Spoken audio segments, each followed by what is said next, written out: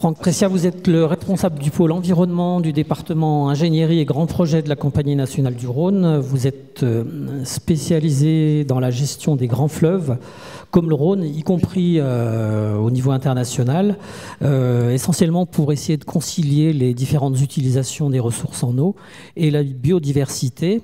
Au sein de la CNR, vous suivez depuis de nombreuses années différents projets de restauration de la continuité piscicole sur le Rhône et vous coordonnez actuellement les études relatives à la dévalaison des anguilles.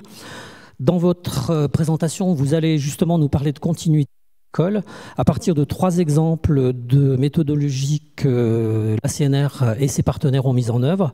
D'abord, un suivi hydroacoustique de la dévalaison des anguilles argentées sur l'aménagement de Cadrousse.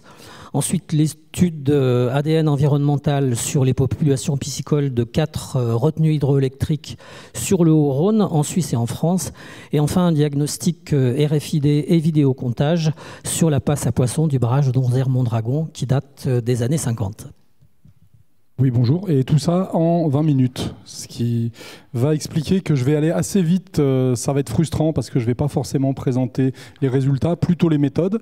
Mais il y aura d'autres instances où on pourra discuter des résultats. Donc c'est une présentation qui a été faite, j'allais dire, à 3 avec mon collègue Mathieu Rocle, plutôt en charge des aspects Biorhône, ADN environnemental, William Brasier sur la partie suivi RFID vidéocomptage sur le barrage de Donzère. Donc le premier exemple, c'est ce qu'on met en œuvre avec IRSTEA, MRM, l'AFB et puis avec un cofinancement de l'agence de l'eau. Donc c'est le suivi hydroacoustique, c'est bon, ça a été corrigé avec un seul C, de la dévalaison des anguilles argentées sur l'aménagement de Cadrousse et on pousse les investigations jusqu'au petit et au Grand Rhône. Dans les années 2010, alors on ne le voit pas trop, on a travaillé sur les taux d'échappement sur la turbine en injectant des anguilles directement dans les turbines de Beaucaire. Donc on connaît le pourcentage d'échappement dans une turbine. Et la question, c'est ce pourcentage d'échappement et de mortalité, à quel pourcentage de la population d'anguilles dévalantes il s'applique. Donc on a essayé de travailler sur comprendre les voies de passage des anguilles argentées, aussi bien au niveau du barrage, de l'écluse et de l'usine hydroélectrique, en travaillant donc avec du matériel hydroacoustique. L'idée, ça a été aussi de développer ça pour intégrer les 3 ouvrages les plus aval. Donc ici, on est à Cadrousse, ensuite on a Avignon et ensuite on a Beaucaire. Et finalement, l'effet cumulé de tout ça, on le verra en fonction des passages au Petit Rhône et au Grand Rhône dans le delta. Donc on est parti sur un suivi pendant 3 ans de marquage capture avec l'idée, si on peut, d'équiper une centaine d'anguilles argentées par an. Et c'est des anguilles d'au moins 600 grammes. Hervé Capra, qui est le responsable côté RSTEA et qui est là, a bien évidemment toute l'attitude pour m'interrompre et amener des commentaires si nécessaire. Quelques photos du dispositif. Donc quand on travaille avec des hydrophones, il faut aller les mettre sous l'eau. Et puis il faut les alimenter en électricité. Quand on est dans certains secteurs au milieu de la pampa, l'électricité c'est pas facile à mettre en place, donc on voit des magnifiques poteaux avec des panneaux solaires. Donc tout ça, il faut le dimensionner, il faut l'installer, ça a un coût, ça a une certaine complexité. Dans d'autres cas, on a la chance d'avoir un réseau électrique à proximité.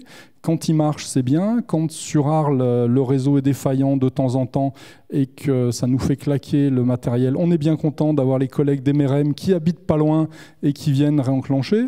Ou quand on a des collègues exploitants qui, quand ils voient ce fatras de câbles au milieu, branché sur une station Limni, ils débranchent parce qu'ils se demandent à quoi ça sert et on perd la station. On est encore très content d'avoir le collègue d'MRM qui habite pas loin, qui peut venir aussi dépanner. Donc pour faire simple, je ne sais pas si ça ressort bien, donc sur la partie gauche, droite pour vous, donc on a l'écluse et le déchargeur qui sont équipés d'hydrophones. Ensuite, pour avoir ce qui sort de l'entité usine écluse, on a 2 stations d'hydrophone au niveau du canal de fuite. Le Vieux-Rhône est équipé aussi d'une porte avec 2 hydrophones en rive gauche et en rive droite. Et ensuite, on a la porte en aval de la restitution qui nous permet d'avoir l'ensemble des anguilles qui passent à la restitution. Et puis, Petit Rhône et Grand Rhône, c'est 90 km plus en aval. Quelques illustrations des différents cas de figure sur lesquels il a fallu adapter le dispositif. Donc quand on parle d'outils, l'outil existe, mais le gros du boulot avant que tout ça tourne, c'est de dimensionner et de mettre en œuvre. Et là, encore une fois, chapeau bas à mes collègues d'IRSTEA, parce que ça n'a pas été une sinécure que de mettre en place tout ça, avec la complexité technique mais administrative aussi, puisque quand on installe du matériel comme ça, il faut l'autorisation des différents gestionnaires. Alors quand c'est CNR, c'est un petit peu moins compliqué, mais ça l'est quand même. Puis quand il faut aller installer du matériel chez Service de la Navigation, chez VNF, chez le CIMADREM, on a encore d'autres interlocuteurs et à chaque fois, il faut expliquer. Mais au final, on y arrive. Un retour d'expérience rapide sur ce qui s'était fait en 2018. Vous voyez, de janvier à mai, il y a déjà fallu avoir toutes les autorisations, finaliser le projet détaillé. Ensuite, tout ce qui est commande de matériel et des prestations, puisque bien évidemment, ça fait intervenir tout un tas de monde, de l'entreprise de BTP à l'électricien, en passant par le cordiste pour aller installer l'hydrophone au fin fond du sas de l'Écluse. Ensuite, pendant l'été, mise en place de tout le matériel pour que tout ça soit opérationnel en août-septembre pour la première campagne de marquage et de relâcher, avec un début de suivi qui s'est fait à partir de septembre 2018. Entre octobre et novembre, les collègues d'IRSTEA ont mis une bonne couche d'amélioration du matériel et de purge de certains dysfonctionnements électriques, avec une seconde campagne de capture et de marquage. Et puis des premiers résultats en fin d'année dernière. Et il y a des suivis mobiles aussi qui se font sur l'ensemble du secteur pour essayer de voir les poissons qu'on n'a pas encore vus dévaler, est-ce qu'ils sont encore dans le Rhône ou est-ce qu'on les a perdus. Donc ça, c'était 2018. Alors des remarques, un retour d'expérience, si un jour vous voulez mettre en place ce type de matériel, être très très vigilant sur la sensibilité de ces matériels au dysfonctionnement électrique. On a eu vraiment pas mal de casses ou de pannes. Donc des onduleurs, ça permet de limiter les problèmes. Dans certains secteurs, on avait des bruits parasites dont on n'a toujours pas idée de ce que c'était, notamment sur Arles, un bruit. Et puis à partir du 15 décembre, le bruit a disparu. On ne sait pas ce qui s'est passé. Sur Cadrousse, par contre, on a vraiment une situation assez satisfaisante. On a une bonne détection, le matériel fonctionne bien, et y compris au niveau de l'usine. Et on a un bruit ambiant assez faible. Ça a été aussi une bonne surprise. C'est-à-dire finalement, dans le périmètre d'un ouvrage industriel, où il y a des turbines qui tournent, des bateaux qui rentrent dans l'écluse, il y a quand même beaucoup de bruit dans l'eau. Finalement, on a une bonne qualité d'écoute. Et vous me direz, les résultats. Eh bien, je vous donne rendez-vous en mai 2020 pour le fameux colloque et séminaire organisé par Hervé, où là, on pourra vous faire un retour vraiment sur les résultats de 2018 et de 2019. Donc voilà, j'essaye d'aller vite, parce que donc, ce premier exemple d'outil pour suivre la dévalaison. Maintenant, je vais vous parler de Biorhône, d'ADN environnemental et d'éco-sondage. Alors, je ne vais pas vous en parler moi. Si on peut lancer la vidéo, Ces travaux de recherche s'inscrivent dans un projet de coopération interreg de grande ampleur dénommé Biorhône. Un programme de recherche transfrontalier qui associe les services industriels de Genève, la Société des forces motrices de Chancy-Pougny et la Compagnie nationale du Rhône, au laboratoire SPyGen et à l'école d'ingénieurs EPIA. Parmi les partenaires scientifiques, on compte également l'UMR Cartel, une unité de recherche mixte spécialisée dans l'étude des écosystèmes lacustres qui dépend de l'INRA et de l'Université de Savoie-Mont-Blanc. C'est la première fois qu'autant de partenaires, suisses et français, industriels et scientifiques, travaillent de concert dans le but d'estimer l'impact des abaissements partiels de la retenue de verbois sur la faune piscicole. L'idée, c'est d'arriver vers un mode de gestion qui soit plus durable. Et c'est comme ça qu'on a commencé à discuter avec les partenaires industriels, CNR et SIG. Donc nous, on avait des compétences dans l'écologie des systèmes aquatiques, dans l'échantillonnage, dans les suivis d'impact, etc. Et du coup, on a proposé de mettre nos compétences au service finalement de cette gestion environnementale pour aller vers une amélioration de cette gestion.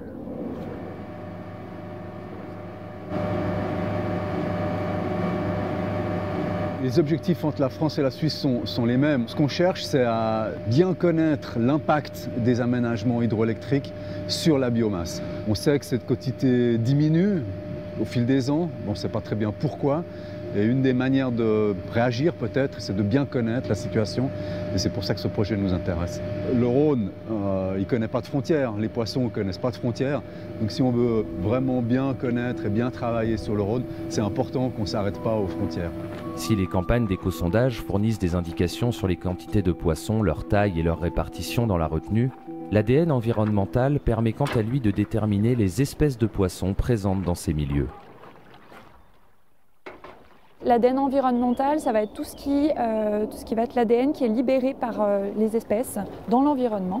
Donc ça peut être sous forme de fesses, d'urine, de gamètes par exemple. Et nous, notre travail à Spygen, c'est vraiment d'arriver à étudier cet ADN de façon à identifier les espèces qui sont présentes. Après, on va aussi avoir une information qui est semi-quantitative, qui va donner en fait en proportionnalité, voilà, dans telle retenue, j'ai 35% d'ADN de cette espèce, 20% d'ADN de cette espèce. Là, on est dans une campagne avant gestion sédimentaire, donc ça nous permet d'avoir un état initial saisonnier, de savoir on va dire le comportement normal des poissons au sein de ces retenues, de façon à pouvoir avoir une idée du comportement induit par les opérations de gestion sédimentaire.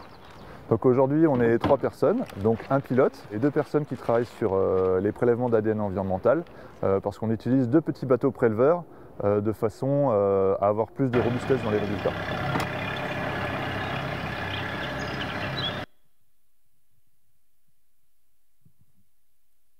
Donc, comme vous le voyez, c'est un projet transfrontalier qui associe un grand nombre de partenaires.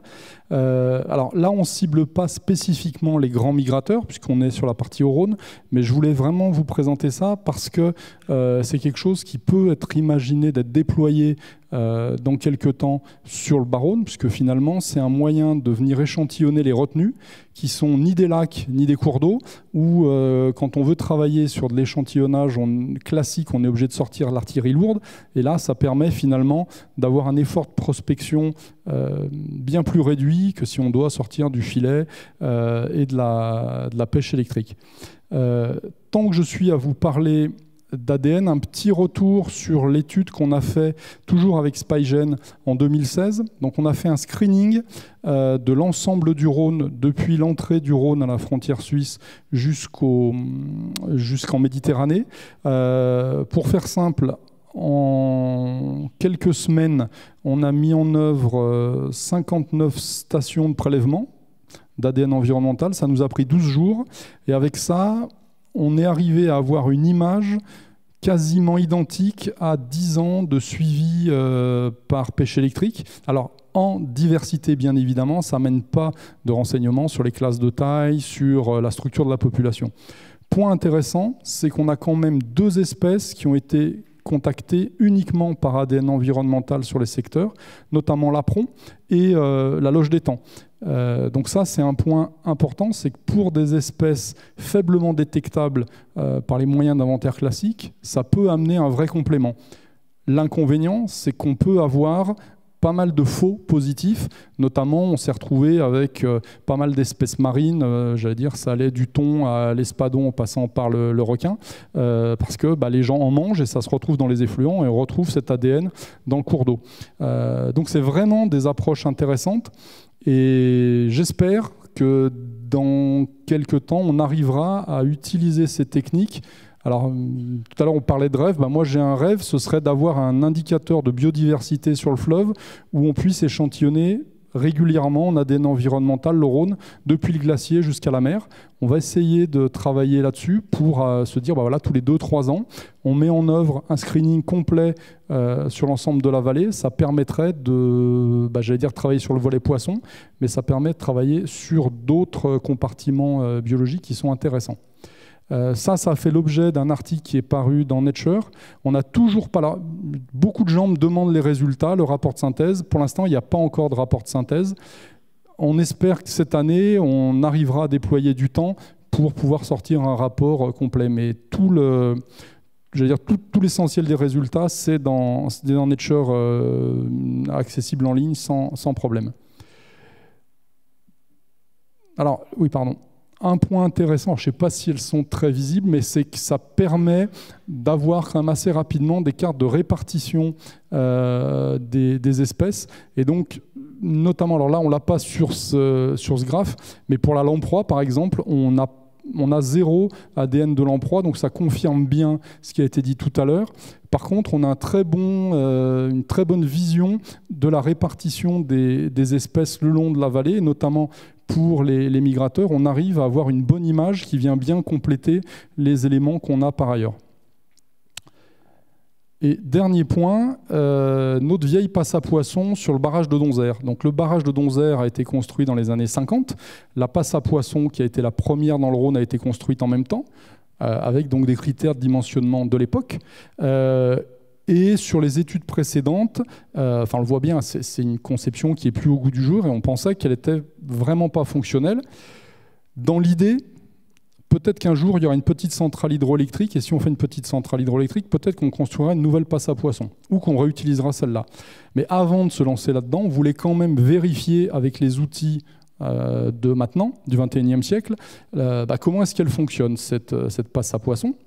Donc on a travaillé avec, vous avez donc Cimabio, Oteis, Ischia et puis les fédés de pêche, à développer une méthode de suivi qui se base à la fois donc, sur les...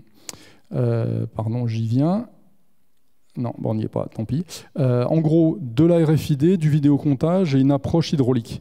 Donc l'expertise hydraulique, aussi bien à l'échelle globale qu'à l'échelle locale, nous permet déjà d'un peu mieux comprendre ce qui ne marche pas sur cet ouvrage. Ensuite, sur le RFID, il me semble que c'est de l'ordre de 1300 individus qui ont été équipés. Il doit y avoir une douzaine d'espèces. Ça permet d'avoir une analyse fine du comportement des individus à l'entrée de la passe et à leur sortie. Donc là, il y a eu aussi un boulot assez important d'adaptation du matériel à cet ouvrage ancien. Et puis il n'y a pas le slide, mais et donc du vidéocomptage. Donc là on a réutilisé les panneaux qu'on utilisait sur les passes à poissons récentes du Pouzin et de Rochemort. Elles ont été bricolées pour être adaptées au suivi sur ce secteur. Ce qui nous a permis d'avoir une approche multi-échelle croisée, de récupérer une quantité de données très importante aussi bien en RFID qu'en vidéo-comptage. Ça nous permet, alors je ne vais pas rentrer dans le détail là encore, on était parti dans un suivi pour une année. Et finalement, au vu des résultats qui sont hyper intéressants, on s'est dit, maintenant que tout le matériel est en place, on va aller négocier un bout de budget en interne pour pouvoir prolonger le suivi d'une année, parce qu'on est vraiment sur un secteur structurant, c'est-à-dire que c'est le barrage de Donzère. Pour moi, c'est vraiment un point d'inflexion fort. Actuellement, on n'a que cette passe à poisson et puis l'écluse de Bolène, mais sur laquelle il n'y a pas d'éclusée poisson. Donc c'est vraiment un ouvrage d'enjeu. Et j'allais dire, autant utiliser le matériel en place pour avoir une année de données en plus. La grande surprise, c'est qu'on a quand même beaucoup de poissons qui passent, de pas mal d'espèces. En gros, sur les 29 espèces potentielles qu'il y a dans le secteur, on en a déjà repéré une vingtaine dans la passe à poissons. Alors certaines sont absentes, d'autres sont présentes, mais il y a vraiment quelque chose d'intéressant. Et puis pour conclure, une petite vidéo intéressante, parce que là aussi, il peut y avoir des surprises quand on fait un suivi de passe à poissons. Elle est très courte celle-là.